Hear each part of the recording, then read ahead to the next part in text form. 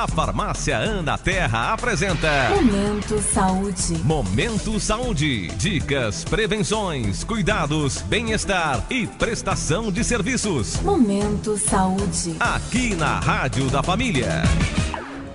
E como eu já disse, ele está em nossos estúdios, Luiz Alberto. Bom recebê-lo mais uma vez. Seja bem-vindo e um bom dia. Bom dia, Renata. Bom dia a todos. Bom de novo estar aqui de novo. É um prazer sempre recebê-lo, viu, Luiz? Opa! E hoje nós vamos falar aqui de um problema que é bastante comum, principalmente agora, né? Vem essa mudança aí de temperatura e o organismo sente, né? Essas mudanças. E muitas pessoas sofrem de rinite alérgica. Afinal de contas, o que é a rinite, Luiz? Renata, a rinite, ela é um problema respiratório que ela é disparada, né, por uma crise alérgica, e a grande maioria das pessoas confundem ela com gripes. Os sintomas são bem parecidos? São praticamente, assim, coriza, algumas vezes espirros, algumas pessoas têm tosse ao invés de espirrar como meio de reação ao alérgico, né? Então, a pessoa acaba que confundindo muito esses sintomas com gripe. Aí o que acontece? Muitas vezes a pessoa acha que está num estado gripal. Aí toma lá um antitérmico, um antigripal, alguma coisa só para aliviar o sintoma. E muitas vezes não está tratando a própria rinite, né? Aí ela acaba tratando o sintoma da gripe dela e acha que está também tratando e está ficando bem. Mas não. A rinite ela tem que ser tratada com antialérgicos. Então, muitas vezes as pessoas acabam confundindo de forma comum, que é muito normal acontecer isso, e essa rinite acaba que evoluindo para outros estados, né, como sinusite, amidalite, otite, inflamação do ouvido, e aí acaba complicando um pouco. Mas aí como é que a pessoa pode diferenciar a rinite da gripe, do resfriado, já que os sintomas são tão parecidos? Normalmente, assim, os estados gripais, ele traz algumas vezes pequenos estados febris, às vezes aqueles calafrios, às vezes a pessoa tem muita dor no corpo. Aí a rinite ela é bem via respiratório mesmo. Às vezes você vê que é muita coriza, você está bem congestionado a via respiratória, e você acaba que não tendo muitas dores no corpo, aquelas dores que vem muito daquele mal-estar que a gripe provoca. A rinite é muito disso. E a pessoa acaba se conhecendo também. Por exemplo, sabe que nessa época, agora costumava, né, ser mais seco um pouco, já com a mudança de tempo, e a pessoa dá muito esses estados alérgicos. Uma coisa que deve caracterizar bem esse ano, talvez seja os estados de mofo aparecer na casa das pessoas.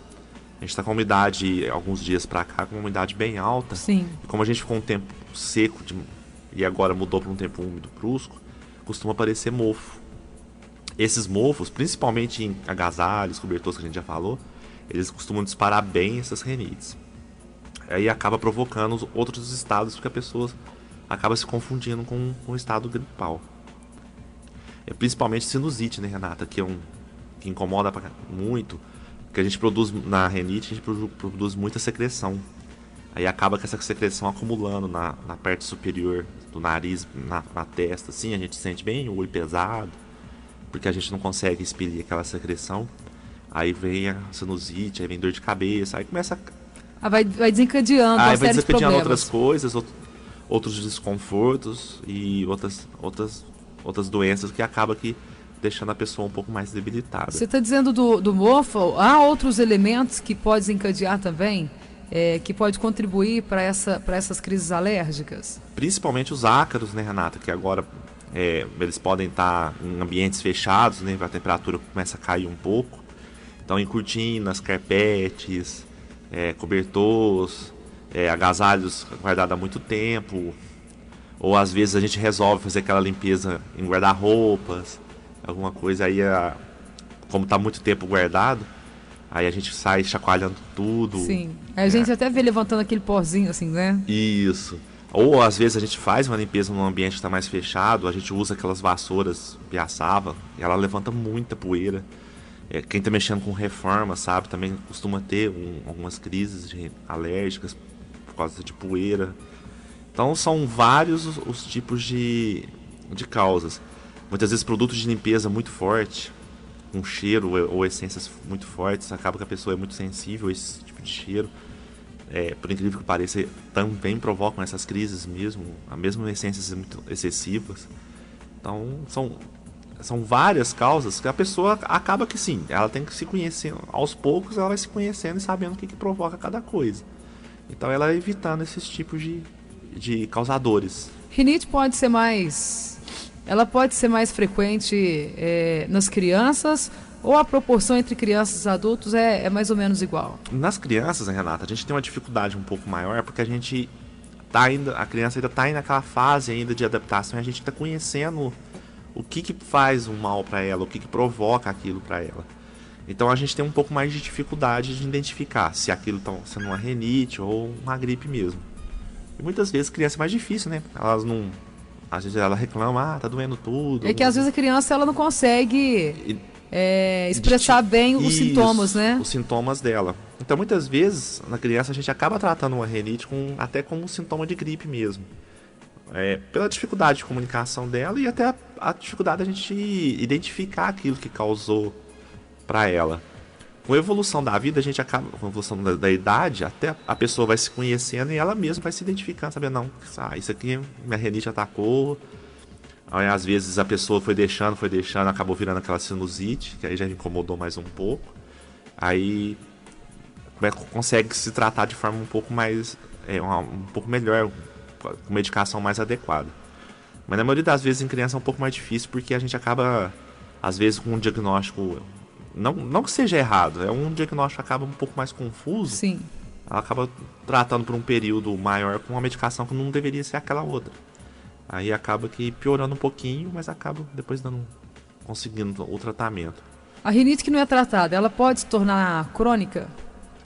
Porque, como você está dizendo aí, às vezes a pessoa pensa que está gripada, né? E ela não trata a rinite, e aí ela pode se... Não, ela pode evoluir, né? Por exemplo, assim, a pessoa, quando ela tem um estado alérgico, normalmente ela carrega aquilo como histórico para a vida dela. Existem tratamentos que melhoram muito isso, homeopatias principalmente, ou vacinas que vai melhorar isso. Às vezes a pessoa tem crises muito fortes, então, por estados alérgicos. Agora, a rinite, ela pode, se você não trata ela pode evoluir. Aí, por exemplo, a gente pode ir com sinusite, amidalite, infecções de ouvido, porque essas secreções que acumulam, elas acabam virando infecções. Na verdade, são secreções, são coisas que não deveriam estar ali, elas têm que ser expelidas. E acabam evoluindo para infecções mesmo. Aí você vai evoluir para antibióticos, tratamentos um pouco mais pesados. Então, se não tratada, ela evolui. E quando evolui, ela precisa de um tratamento medicamentoso um pouco mais forte. E para as pessoas que sofrem de rinite ou aquelas que querem evitar, né, essas crises alérgicas, quais seriam as recomendações, as dicas para que a pessoa possa evitar, ou pelo menos que já tenha, aliviar essas crises? Renata, por exemplo, assim, as pessoas que já sabem que nessa época podem ter algum problema de rinite, tipo já com poeira, alguma coisa assim, é aquilo que a gente já falou alguns programas atrás, assim, primeiro agora vai usar moletom, etc, etc. Primeiro fazer aquela higienização que a gente citou atrás. Evitar perfumes e talcos, principalmente talcos, que eles são pós, o tempo já está seco, ainda usa mais uma quantidade de pós, e isso pode aumentar a quantidade de alérgicos. Em tempos muito secos, tentar umidificar o ambiente, com umidificadores, toalhas, etc., que logo em junho, julho, costuma se dar muito essa umidade cai bastante. Evitar fumantes perto, tá? Fumaças, essas outras coisas costumam dar bastante e disparar bastante essas crises. Em junho e julho também costuma dar muita queimada, essas outras coisas, principalmente esses terrenos sujos, e aí as pessoas acabam tendo essas crises. Evitar esporte? Não, praticar esporte. Porque se você tem um sistema respiratório bom, evoluído, assim, ele acaba que o seu corpo compensa isso. Então, você vai evitar esporte? Não. A prática de esporte é adequada para que a pessoa se previna problemas respiratórios. Tentar usar produtos, por exemplo, homeopatias, vacinas que existem hoje no mercado para poder também já fortalecer o organismo para chegar agora no inverno, já também chega bem preparadinho também. No caso da homeopatia, a gente sabe que a homeopatia ela tem uma eficiência muito boa, né? Só que no período mais prolongado. Né? A homeopatia ela vai demorar um pouco mais para fazer o efeito. Né? Fazer o efeito. Então aí seria mais preventivo, a pessoa já começar a tomar. Sabe que nessa época agora a minha rinite vai atacar nessa época. Então já vou começar a tomar doses homeopáticas. Perfeito. Você tem que fazer, por exemplo, você tem que calcular um período. Eu tenho crises lá para o mês de junho, julho. Então você tem que começar a fazer a sua preparação agora, no outono. A gente está tendo o privilégio de estar mais úmido agora, então problemas de pólen, de plantas, que costumam dar muito nessa época, então é aliviado um pouco.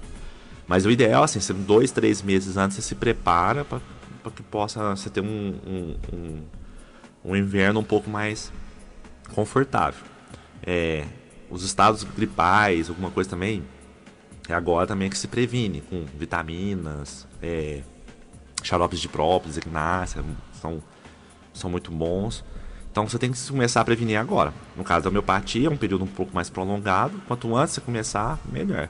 Muitas vezes as pessoas fazem uso quase que durante o ano todo e num período agora faz um pouco de reforço. Então aí procurar um profissional adequado para que você possa orientar direitinho e fazer o uso para que possa aliviar um pouco agora no inverno. Quem tem a rinite, Luiz, mesmo que a pessoa se previna, tome esses cuidados, né, seguir essas orientações que você está passando para a gente aqui agora. Por ela já ter essa rinite, já faz parte do histórico, como você disse lá atrás, todo ano nessa época ela vai desenvolver essa rinite, porque já faz parte do seu histórico, ou se ela tomar esses cuidados, pode ser que ela não tenha a crise nessa época. Pode ser que ela não venha a ter. Se ela tenha todos esses cuidados, ela cercou de todas as formas para que não tenha, que ela conhece, ela pode vir não ter disparado. Claro que, por exemplo, às vezes a gente viaja, vai para um lugar que não tem mais empoeirado. Infelizmente a gente não tem como evitar muito disso. Mas se ela se preparou o corpo dela, se ela preparou, se fortaleceu o organismo, claro que essa crise pode ser muito mais curta do que uma crise que se ela estivesse totalmente despreparada.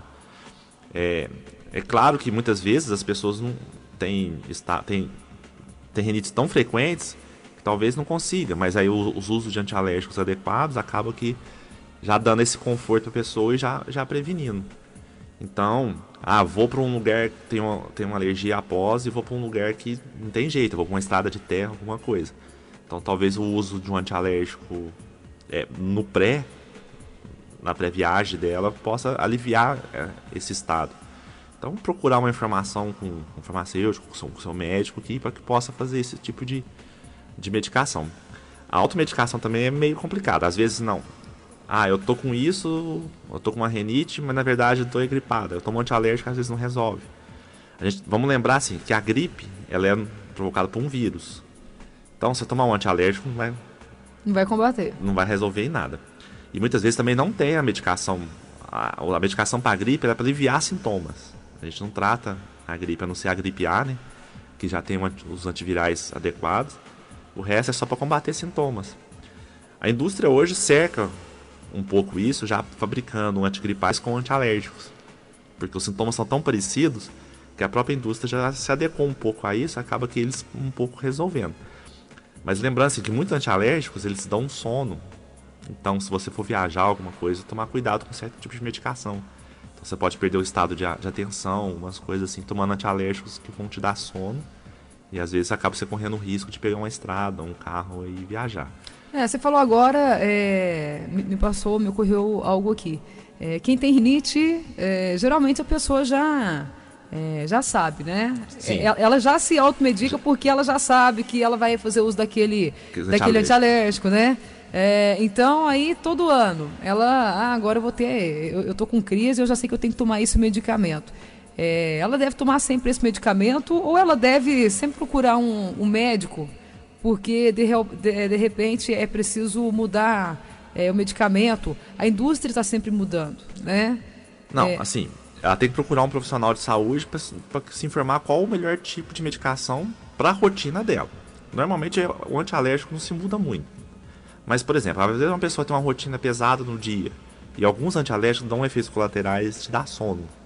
Então, por exemplo, assim, vamos supor, um trabalhador que mexe com uma máquina, alguma coisa perigosa. Se você toma um antialérgico que te provoca sono, isso dá um risco para a pessoa. A gente sempre alerta isso, fala assim, não, esse aqui dá sono. Então, e existem outros que não dão sono. Então, a gente tem que sempre adequar de acordo com aquilo que a necessidade da pessoa.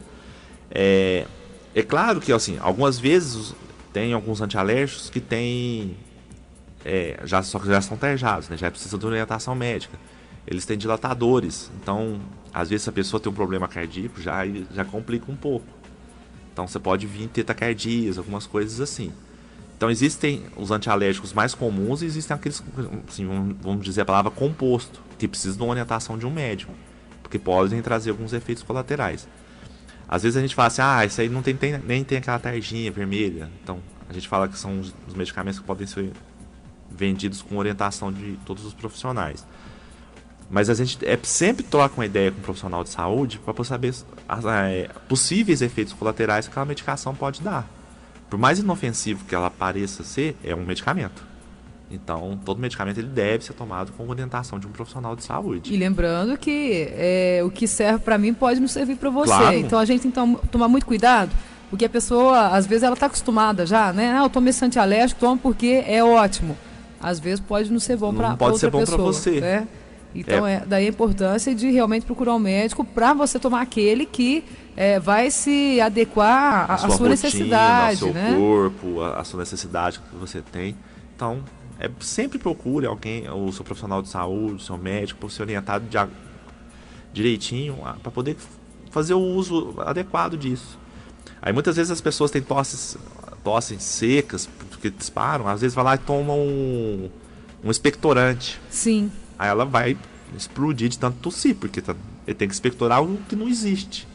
Então, às vezes, assim, uma medicação que você pretende que te dê um conforto, pelo contrário, você vai acabar piorando a sua situação e tendo um desconforto bem maior do que aquilo que é desnecessário. Então, procure se orientar direitinho antes de adquirir qualquer medicação. Você falou, é perfeito, nem aquilo que é bom para o seu vizinho vai ser bom para você. São estados diferentes, organismos diferentes.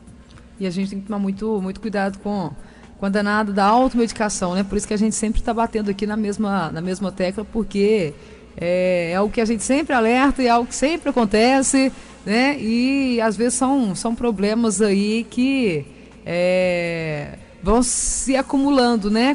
Por causa da prática constante. E aí lá na frente, de repente, você vai... E essa época o pessoal adora pegar a caixinha do ano passado, né? Exatamente. Não, a caixinha de sapato cheinha de remédio. Não, deixa eu ver qual que eu tomei o ano passado aqui. É por isso que eu estou dizendo, né? Às vezes a pessoa já tem lá a sua farmacinha e eu já sei o que eu devo tomar, já sei como é que as coisas funcionam, né? Então sempre a ajuda e a orientação de especialista é muito bem-vinda, sem dúvida nenhuma. Luiz, para a gente encerrar o nosso programa de hoje, alguma informação, algo que nós não dissemos, alguma orientação importante para passar para os nossos ouvintes? Não, é só, Renata, avisar o pessoal, assim, tomar os cuidados agora de preventivos, de higiene, de colocar moletons, cobertores na hora de fazer limpeza. E prevenir, né, Renata? Na maioria das vezes, os estados nossos de desconforto, a prevenção é o melhor remédio. Então, prevenir para evitar que no futuro a gente tenha estados, talvez, menos piores. Se pelo menos a gente infelizmente, se pelo menos a gente não conseguir evitar, a gente vai conseguir amenizar bastante os sintomas. Isso. Tá certo, Luiz. Agradeço então mais uma vez pelas suas informações, pelas orientações, pela sua presença aqui em nossos estúdios, e nós ficamos aguardando por você na próxima oportunidade. Pode deixar, Renata, muito bom vim aqui falar com o pessoal e todo mundo uma ótima semana, um ótimo feriado aí. Para vocês também, viu? Uma feliz Páscoa, né? E leve o nosso abraço a toda a equipe lá da Ana Terra. Pode deixar que eu transmito. Muito obrigada, Luiz. Um abraço. Abraço. Momento Saúde, todas as terças-feiras, aqui pela Rádio da Família, trazendo dicas de saúde. Então, na terça-feira, tem mais. Você ouviu na Rádio da Família, Momento Saúde. Momento Saúde. Um programa com a responsabilidade social da Farmácia Ana Terra.